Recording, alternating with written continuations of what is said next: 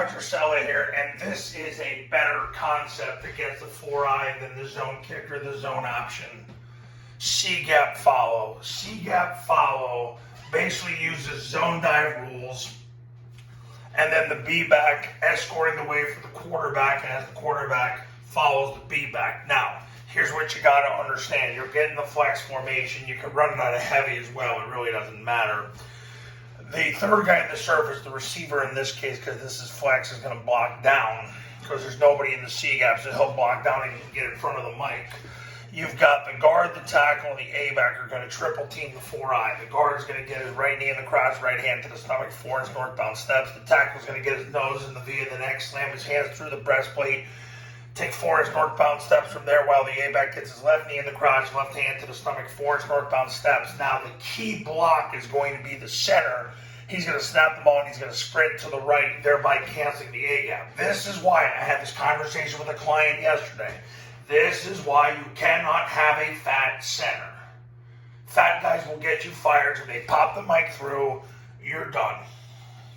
Backside guard sprints through the center. Backside tackle sprints through the hip of the backside guard. Backside receiver cuts off. Now, the B-back is going to lead. Outside of the triple team, he's going to block the mic to the free safety. In this case, he's not getting over the top of the receiver. He'll end up on the safety. So it'll be the play side safety. Quarterback's going to take the snap. He's going to jump in the play side A-gap, and he's going to follow the B-back's play side hip. He's going to follow his play side hip. Now, if you want to assure no problems from number 2 folding back inside, because number 2, look, he's either playing the quarterback or the pitch through the D-gap. So what's going to happen is if you run it like rocket motion, where he hammer steps, takes 2 diagonal steps, and then runs flat through the tackle and then turns up, you'll catch number 2's attention thinking that you're running toss. And as we all know, everybody overplays rocket toss.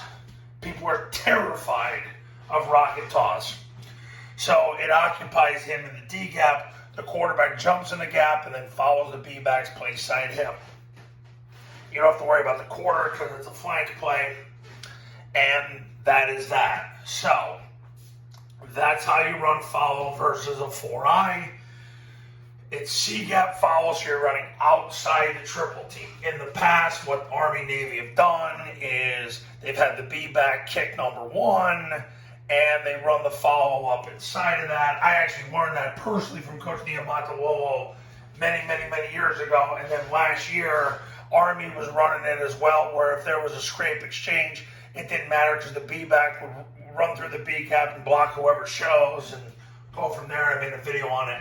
But against the 4-eye, if you want to get maximum movement on the 4-eye, C-gap follows the way to go. The key is to run rocket motion to occupy number 2, to open it up. And if this guy decides to close down on that block, we'll then come back to the next play and toss the ball, because if you get the ball outside that son of a gun, who's supposed to be the edge center, they are freaking screwed.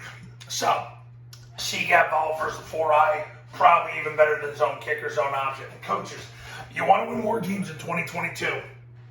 Give me a call. I help people win more games every single year. I help people get good fast and win now.